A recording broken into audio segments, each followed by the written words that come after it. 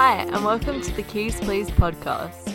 A podcast about the perks and perils of first home buying. I'm Maddie, a psychology student and compulsive planner. And I'm Tom, a math student and definitely not a compulsive planner. In today's episode, we'll be discussing credit scores and debt and how they can impact your home loan application. Debt is pretty exciting. Yeah, no, it is. Yep. I just wake up in the morning and I go, I can't wait to think about debt today. Can't wait to get into some debt. Yeah, Get excited. That's what everyone wants. Okay, yeah. So before we get started with the episode, I wanted to talk about something that I've wanted to talk about the past 3 episodes. But basically, so in the first episode we made a lot of we inferred that we were millennials in the first episode when we were talking about the housing crisis. But I've never thought of myself as actually a millennial. Yeah, right. So I wanted to discuss, are we actually millennials? And the truth is, no one really knows. Generations are stupid. Yeah, generations are stupid, but basically from what I can gather, millennials are basically what people call Gen Y. So people born anywhere from the 1980s to the early 2000s, but also the early 2000s aren't Gen Y, but they're still millennials in some circumstances.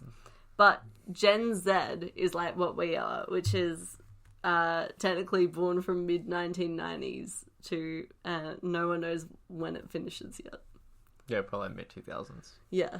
So that's us. We're not millennials technically, but yeah, generations are a bit dumb. So it's kind of hard to, especially because Generation Y and Generation Z are very clean cut, but I feel like millennials is a term that's it's a pop culture term that's kind of been put over so it's any young person is a millennial. Yeah. Kind of.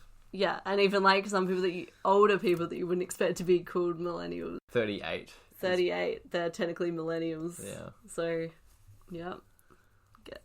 It's pretty, wide range. Go figure. Yeah. So anyway, we'll get onto the episode. So firstly, I wanted to talk about credit scores. Which is a part of your loan application is whether you have a good credit score or not. So yeah. So do you know what credit scores are? A bit. I just know that it's a measure of how good you are at paying off your loans and stuff. Yeah. And it's the bank uses it to determine if they're going to give you a loan or not. Because obviously, if you don't pay off other loans, they're not going to give you another one. It looks bad. Yeah, exactly. That's exactly what it is. It's they have 3 main types of credit scores, and they all rely on a different kind of algorithm. Mm-hmm. So it depends which credit score place you go through to get your credit score. It depends on what algorithm they use. Okay, so what are the 3 sort of types then?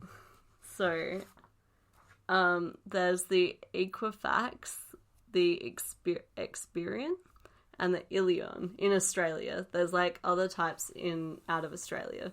They're the 3 main types, but basically they do a variation of the same thing, but they give out different scores. So a good score on the Equifax could You could have a good score on Equifax and not a good score on the Experian. No, you should have a good score on both, but the way they define good is different. So so maybe, for example, on Equifax, if you get a 750, maybe that's really good. But if you got that on the Experian, right, it would be bad or something. I don't know, but I don't know the exact values. Okay. Yeah. So, basically it's just a way for lenders to determine whether or not they should lend you money based on your financial history and stuff like that. And you can check your credit score for free. But I think you can only do that a number of times per year. Okay. And it takes a while. So you can also pay to check your credit score. So do you have to go to the bank and say, I'd like to check what my credit score is? No. You can actually do it online for free. Cool, that's and I've convenient. The Money Smart website, which is the government-run money advice website thing for people, for Australians. They have a few links on where to get your credit score for free. So I'll link that in the blog post. Mm-hmm. But basically, you just put in your details and then they give you a credit score. Would I even have a credit score? Okay. I tried to do this. This is like getting... Yeah. So I tried to check my own credit score. I wasn't sure if I would have one because I've never really taken out any loans or anything. So, except for like Hex. So I wasn't sure if I'd have a credit score. So I like put in my details and stuff, and then it came back as like they couldn't find me. So I assume that means that I don't have one. So I'm not entirely sure.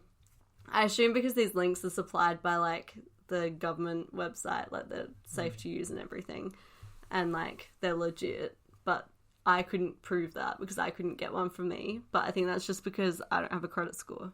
So that to answer your question, no, you probably don't have a credit score. Yeah.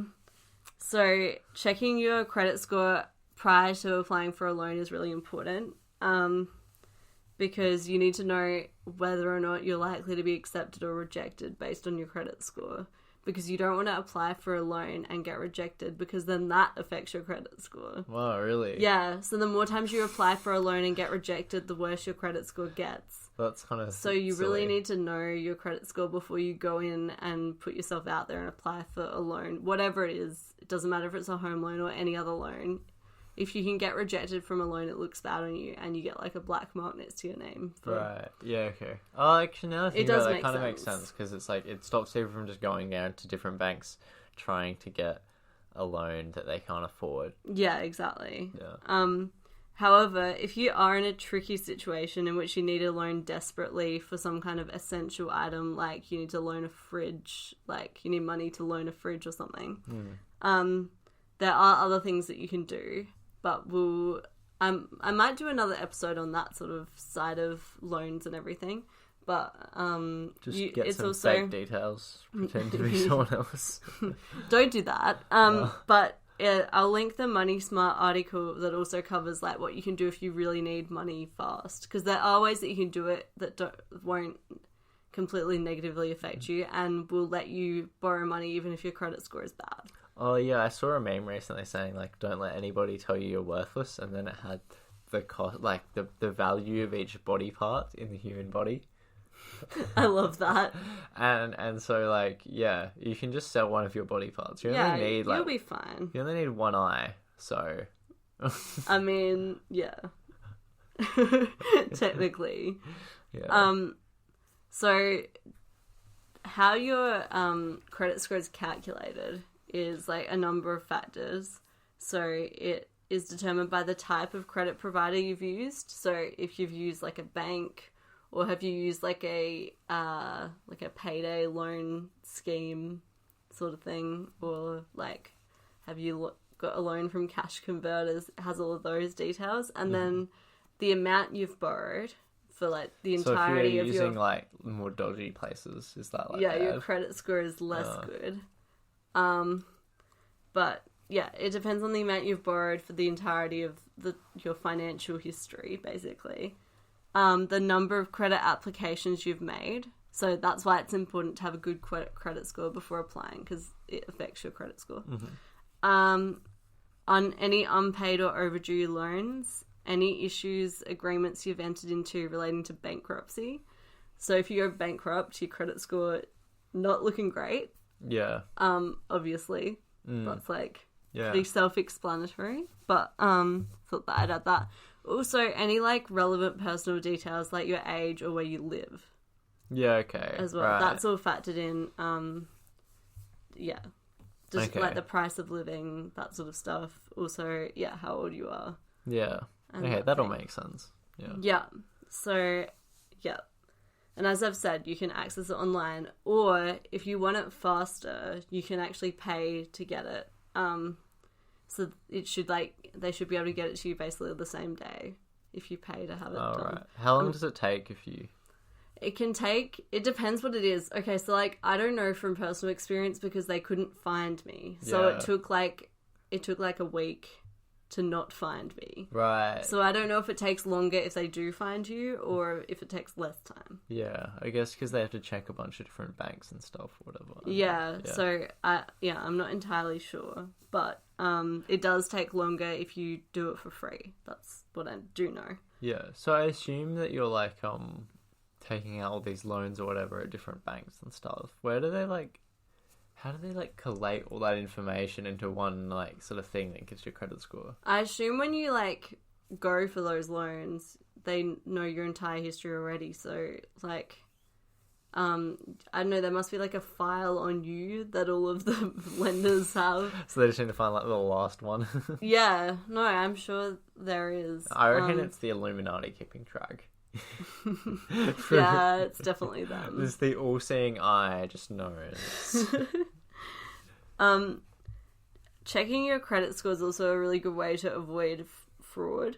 So basically, if you check your credit score and you know that it should be good, and you get a bad credit score, that could be hinting that someone is using your identity to take out loans and stuff like that. So that you'd otherwise not be aware of. That's kind of why I checked as well. Because I was like, I don't know if I have a credit score.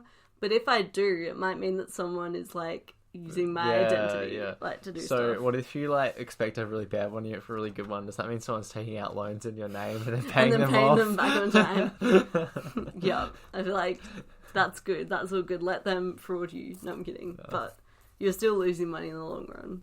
Or maybe they're doing that. If they're doing that, what they're probably doing is taking out a bunch of loans so that they can loan, like get the credit score good, and then loan heaps of money and then not pay that off. So they're like fattening the chicken before they eat it.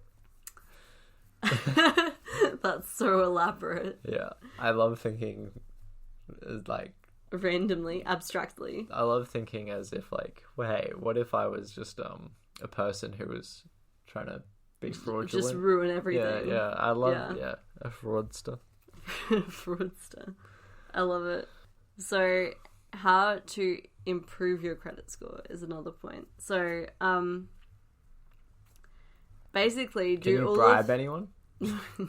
Okay, you can't bribe anyone. Basically, you should do all of the things that are opposite to how you got a bad credit score. So pay your loans on time, lower your credit card limits, consolidate multiple personal loans. If you have like heaps of loans, put them into one thing, pay them off, make your repayments on time, pay your rent and bills on time. Rent can also, that counts towards your credit score as well. So it's not, you don't necessarily have to have a loan. You could be just paying money and paying bills. So all of your like electricity and everything, that all counts to your credit score as well.